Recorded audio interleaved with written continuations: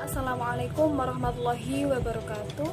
Sebelumnya perkenalkan nama saya Cuita Sari, NIM 230102100084, Prodi Pendidikan Agama Islam. Saya akan menjelaskan beberapa materi, tujuannya untuk memenuhi tugas mata kuliah Ilmu Tauhid oleh Bapak Oktio Frenidiantoro, MPDI, selaku dosen pengampu mata kuliah Ilmu Tauhid.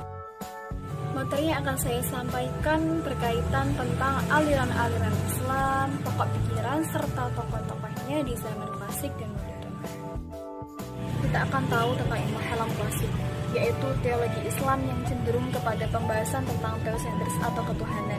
Pembahasan pokok teologis yang terdapat dalam ilmu kalam klasik telah jauh menyimpang dari misinya yang paling awal dan mendasar, yaitu liberasi atau emansipasi umat manusia, atau persamaan hak dalam berbagai kehidupan masyarakat saat ini.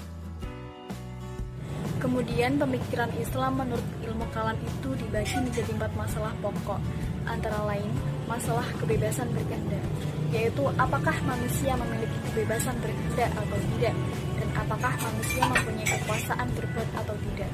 Yang kedua, masalah sifat Allah, yaitu apakah Allah memiliki sifat-sifat itu merupakan bagian dari zatnya atau bukan. Batasan iman dan perbuatan, apakah perbuatan manusia itu merupakan bagian dari keimanannya atau terpisah. Dan yang terakhir, perselisihan antara akal dan wahyu, apakah kriteria sebenarnya dari kebenaran itu, akalkah atau wahyu. Dengan kata lain, apakah akal menjadi pokok wahyu atau sebaliknya. Selanjutnya, pada kalam klasik melahirkan beberapa aliran dalam Islam.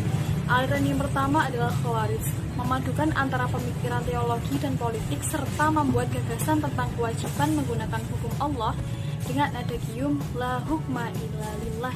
Namun dalam perkembangannya, kaum Khawarij terpecah-pecah menjadi kelompok-kelompok kecil yang berakibat pada munculnya perbedaan-perbedaan pendapat antara satu kelompok dengan kelompok yang lain. Kemudian aliran Murji'ah. Murji'ah sendiri berasal dari kata arja'ah, yaitu menunda ataupun menangguhkan atau juga penangguhan keputusan atas perbuatan seseorang sampai di pengadilan Allah kelak. Jadi mereka tak mengkafirkan seorang muslim yang berdosa besar, seperti yang berhak menjatuhkan hukuman terhadap seorang pelaku dosa hanyalah Allah. Sehingga seorang muslim sekalipun berdosa besar dalam kelompok ini tetap diakui sebagai muslim dan punya harapan dan kesempatan untuk bertobat. Kemudian aliran Syiah, yaitu mereka yang mengikuti Sayyidina Ali RA dan percaya bahwa beliau adalah imam sesudah Rasul dan percaya bahwa imamah tidak keluar dari beliau dan keturunannya. Aliran Mu'tazilah. Aliran ini adalah teologi yang mempersenjatai umat Islam dengan pemikiran sehingga umat Islam memberikan pembelaan kepada mereka. Mereka itu kaum Yahudi, Nasrani, dan Majusi. Ada aliran Qadariyah, paham yang menyatakan bahwa manusia itu memiliki kekuasaan dan kekuatan untuk menentukan nasibnya sendiri. Kelompok ini memiliki keyakinan mengingkari takdir, yaitu bahwasanya perbuatan makhluk berada di luar kehendak Allah dan juga bukan ciptaan Allah. Dan ada aliran Jabariyah. Paham ini memiliki keyakinan semua sudah diatur oleh Allah sehingga tidak ada ruang ikhtiar bagi manusia. Manusia hanya menjalani nasib. Yang terakhir ada aliran Ahlus Sunnah wal Jamaah.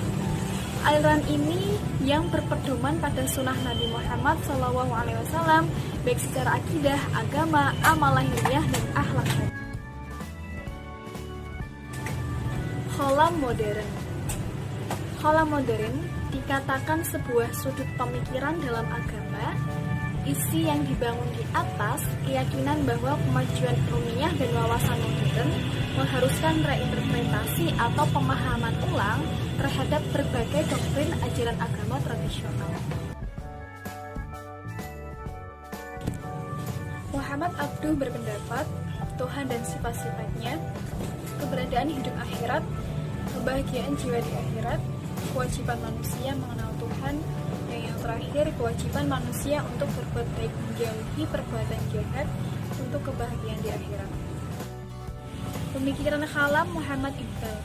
Pada pemikiran ini, Islam mengajarkan dinamisme yang di dalamnya terdapat dinamika gerak.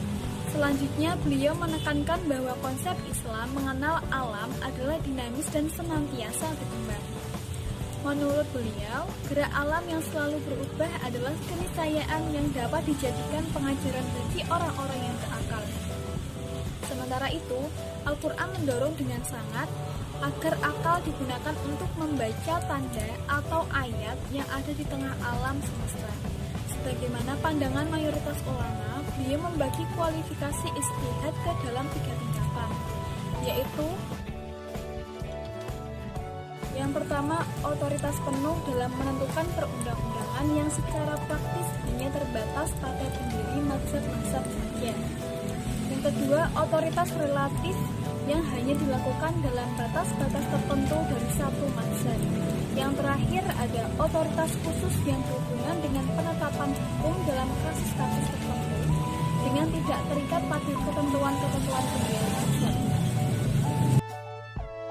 Saja yang dapat saya sampaikan, kurang lebihnya saya mohon maaf. Semoga bermanfaat.